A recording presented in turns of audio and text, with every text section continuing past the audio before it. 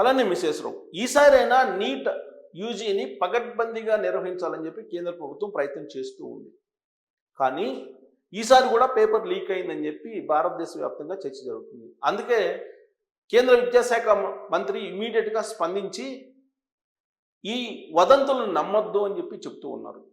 At the same time ఈ ప్రశ్నపత్రాలు లేదంటే ఈ వదంతులు ఎక్కడి నుంచి వచ్చాయంటే టెలిగ్రామ్ నుంచి వచ్చాయి. అందుకే టెలిగ్రామ్ని 21వ తారీఖు దాకా బ్యాన్ చేసేయాలి అని నిర్ణయం తీసుకుంది.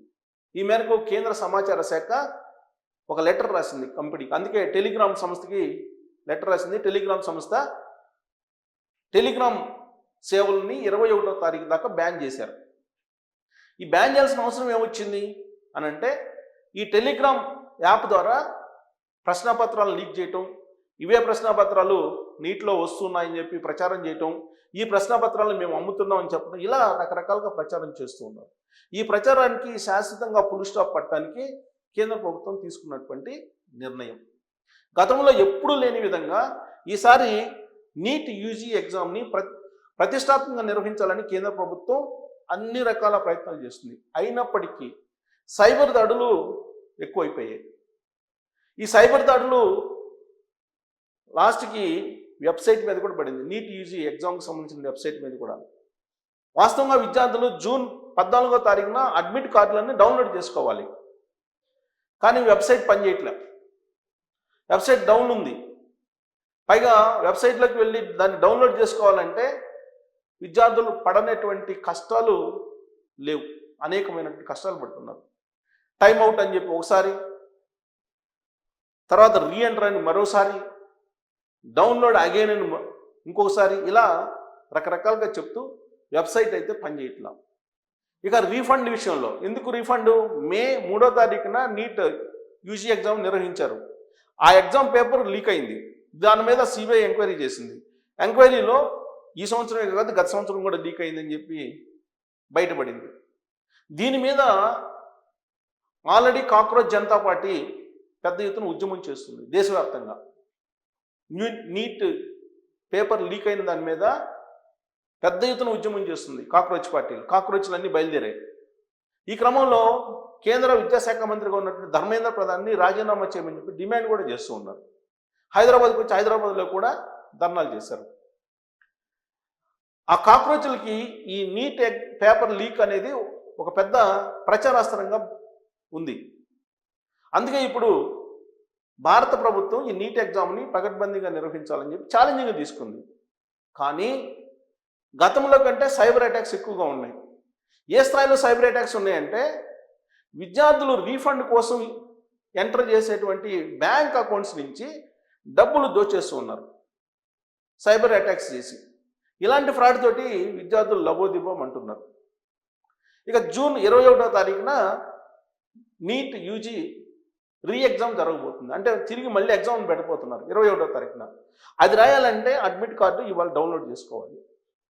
14వ తారీఖున డౌన్లోడ్ చేసుకోవాలి. కానీ డౌన్లోడ్ చాలా కష్టంగా ఉంది అని చెప్పి విద్యార్థులు గగ్గోలు పెడుతూ ఉన్నారు. దీని మీద కేంద్ర ప్రభుత్వం దృష్టి సారించింది. సరే, 21వ తారీఖున 2 గంటల నుంచి 5:15 దాకా ఎగ్జామ్. మొత్తం ఎగ్జామ్ 3 గంటల 15 నిమిషాలు. 15 నిమిషాలు ఫార్మాలిటీస్ పూర్తి చేయడానికి, మిగతా 3 గంటలేమో ఎగ్జామ్ రాయడానికి నిర్దేశించారు. ఈసారి ఎక్కడ కూడా పేపర్ లీక్ అవ్వట్లేదని చెప్పి కేంద్ర ప్రభుత్వం చెప్తుంది. కానీ పేపర్ లీక్ అయిందని చెప్పి రాజస్థాన్, బీహార్లో ఉండేటువంటి కొన్ని టెలిగ్రామ్ గ్రూపుల్లో మొత్తం పేపరు బయటకు వచ్చేసింది. దాంతో ఇమీడియట్గా అలర్ట్ అయినటువంటి కేంద్ర ప్రభుత్వం టెలిగ్రామ్ని బ్యాన్ చేసేసింది. అంటే ఏదైనా ఒక జబ్బు చేస్తే ఆ జబ్బుకి ఎక్కడ గాయం అయిందో ఆ గాయం దగ్గర మందేస్తారు. టోటల్గా ఆ అవయవాన్ని తీసేరు కదా. కానీ ఇప్పుడు కేంద్ర ప్రభుత్వం ఏం చేస్తుంది? టెలిగ్రామ్లో ఏదో పేపర్లన్నీ సర్క్యులేట్ చేస్తున్నారని చెప్పి టోటల్గా టెలిగ్రామ్నే బ్యాన్ చేసేసింది. అంటే ఎవరైతే ఈ పేపర్ లీకేజ్ ఉన్నారో వాళ్ళని అరికట్టలేనటువంటి పరిస్థితుల్లో కేంద్ర ప్రభుత్వం ఉంది. సైబర్ అటాక్స్ని కంట్రోల్ చేయలేనటువంటి పరిస్థితుల్లో కేంద్ర ప్రభుత్వం ఉంది అనేది ఇప్పుడు కాక్రోచెస్ చెప్తూ ఉన్నాయి. కాక్రోచెస్ 1000 కళ్ళతో నిఘా పెట్టున్నాయి. ఈ పేపర్ లీక్ కాకుండా ఉంటుందా, సక్రమంగా ఈ ఎగ్జామ్ నిర్వహించగలరా అని. ఎందుకంటే కేంద్ర ప్రభుత్వం 2014 నుంచి ఇప్పటివరకు నిర్వహించినటువంటి ఎగ్జామ్స్లో 60% ఎగ్జామ్స్కి సంబంధించిన పేపర్స్ లీక్ అయ్యాయని చెప్పి కాంగ్రెస్ పార్టీ చెప్తోంది.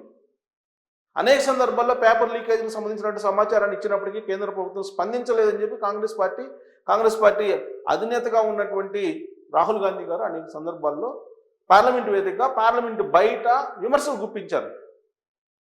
కానీ ఏనాడు కూడా సీరియస్గా తీసుకోలేదు. కానీ ఈసారి నీట్ ఎగ్జామ్ మీద సిబిఐ ఎంక్వైరీ వేస్తే భయంకరమైనటువంటి నిజాలు బయటకు వచ్చాయి.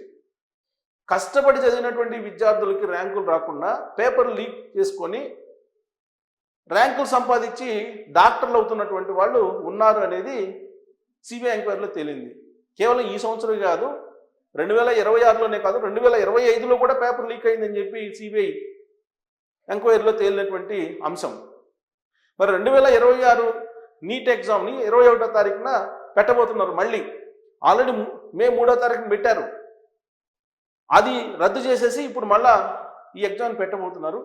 దీనికి సంబంధించి రకరకాల రూమర్స్ అయితే వస్తూ ఉన్నాయి. సైబర్ అటాక్స్ జరుగుతున్నాయి. సైబర్ నేరగాళ్ళు ఇప్పుడు నీట్ ఎగ్జామ్ని కండక్ట్ చేసేటువంటి నేషనల్ టెస్టింగ్ ఏజెన్సీ ఏం చేస్తుంది అనే దాని మీద కాన్సన్ట్రేషన్ చేశారు. ఈ ఎగ్జామ్ మొత్తాన్ని పర్యవేక్షించేది నేషనల్ టెస్టింగ్ ఏజెన్సీ, ఎన్టీఏ అంటారు. ఈ ఎన్టీఏ ఏం చేస్తుంది, ఎన్టీఏ యాక్టివిటీ ఏంది అనేది సైబర్ నేరగాళ్ళు కన్నేశారు. ఎన్టీఏ చేసేటువంటి కార్యక్రమాలని హైజాక్ చేస్తూ ఉంది. విద్యార్థులకి డౌన్లోడ్ చేసుకునేందుకు ఆప్షన్ ఇస్తే డౌన్లోడ్ కాకుండా వెబ్సైట్ని స్లో చేసేటువంటి కార్యక్రమం సైబర్ అటాకర్స్ చేస్తూ ఉన్నారు. విద్యార్థులు మీరు అకౌంట్ నెంబరు యాడ్ చేయండి, మీ అకౌంట్కి మేము ఫీజు పంపిస్తామని. ఎందుకు మే 3వ తారీఖున ఎగ్జామ్ రద్దయింది కాబట్టి ఆ ఎగ్జామ్కి సంబంధించిన ఫీజుని మళ్ళీ అకౌంట్ ఫర్ చేస్తామని చెప్పి కేంద్ర ప్రభుత్వం చెప్పింది. అందుకే బ్యాంక్ అకౌంట్ ఇస్తున్నారు. ఆ బ్యాంక్ అకౌంట్ ఇస్తున్నటువంటి క్రమంలో వాటిని హైజాక్ చేసేసి విద్యార్థుల అకౌంట్లో ఉన్న డబ్బుల్ని సైబర్ నేరగాళ్ళు దోచేసుకుంటున్నారు. ఇలాంటి సిచ్యువేషను నీట్ ఎగ్జామ్లో నెలకొంది. మళ్ళీ గందరగోళ పరిస్థితులకి ఈ నీట్ ఎగ్జామ్ వెళ్ళిపోతుంది. 21వ తారీఖు ఎగ్జామ్, మరొక వారంలో ఎగ్జామ్ ఉందనగా దేశవ్యాప్తంగా ఇప్పుడు మళ్ళీ పేపర్ లీకేజ్ అనేటువంటి ఒక ప్రచారం పెద్ద ఎత్తున జరుగుతోంది. మరి దీన్ని నిజం అనుకోవాలా, అబద్ధం అనుకోవాలా? ఇలాంటి డౌట్స్ మధ్య విద్యార్థులు కాన్ఫిడెన్స్గా పోయి ఎగ్జామ్ రాయగలరా? మామూలుగానే ఒకసారి ఎగ్జామ్ రాశారు, కష్టపడి చదివి ఎగ్జామ్ అయిపోయింది, ర్యాంక్ వస్తుంది అనుకున్నారు. కానీ తీరా పేపర్ లీకేజ్ బయటకు వచ్చిన తర్వాత మళ్ళీ రీ ఎగ్జామ్ పెడుతున్నారు. ఇప్పుడు ఈ రీ ఎగ్జామ్ మీద కూడా అపనమ్మకం ఉంటే ఆ అపనమ్మకంతో స్టూడెంట్స్ వెళ్ళి ఎగ్జామ్ని పర్ఫెక్ట్గా రాయగలరా? ఇలాంటి సిచ్యువేషన్ రావడానికి కేంద్ర ప్రభుత్వం వైఫల్యమా, లేదంటే సైబర్ అటాక్స్ని అడ్డుకోలేనటువంటి పరిస్థితుల్లో మన సాంకేతిక పరిజ్ఞానం ప్రభుత్వం దగ్గర ఉందా? ఏ కారణం చేత ఇలాంటి పరిస్థితి నెలకొంది? లాస్ట్కి ఇన్స్టాగ్రామ్, టెలిగ్రామ్ వీటన్నిటిని బ్యాన్ చేసే పరిస్థితి వచ్చింది. 21వ తారీఖు దాకా ఎగ్జామ్ అయిపోయేదాకా. ఇంకా ఇన్స్టాగ్రామ్ని బ్యాన్ చేయలేదు కానీ టెలిగ్రామ్ని అయితే బ్యాన్ చేశారు. ఎందుకంటే టెలిగ్రామ్లో అనేక గ్రూపులు ఉన్నాయి. టెలిగ్రామ్లో ఇప్పుడు బ్యాన్ చేశారు, టెలిగ్రామ్ మొత్తాన్ని బ్యాన్ చేశారు ఒక్క నీట్ ఎగ్జామ్ కోసం. మరి ఇదే టెలిగ్రామ్ మీద అనేక మంది మెడిసిన్ స్టూడెంట్స్, పీజీ స్టూడెంట్స్ ఆధారపడుతుంటారు. అలాగే ఎఫ్ఎంజీ రాసేటువంటి వాళ్ళు ఆధారపడుతుంటారు. మరి వాళ్ళేం కావాలి? వాళ్ళకు ఉండేటువంటి గ్రూపులు వాళ్ళకు ఉన్నాయి. వాళ్ళ గ్రూపుల్లో మెసేజ్ రాకపోతే వాళ్ళ పరిస్థితి ఏంటి? అంటే కొన్ని వేల మంది, కొన్ని లక్షల మంది స్టూడెంట్స్ని నీట్ ఎగ్జామ్ కోసం ఇబ్బంది పెడుతూ ఉన్నారు. నీట్ ఎగ్జామ్లో టెలిగ్రామ్ని ఉపయోగించి ఎవరైతే ఫేక్ ప్రచారం లేదంటే ఎవరైతే పేపర్లని లీక్ చేస్తున్నారో వాళ్ళని పట్టుకోకుండా టోటల్గా టెలిగ్రామ్ని బ్యాన్ చేసి కేంద్ర ప్రభుత్వం తన వైఫల్యాన్ని బయట పెట్టుకుందా అనే దాని మీద మీరు కామెంట్ చేయొచ్చు. Thank you.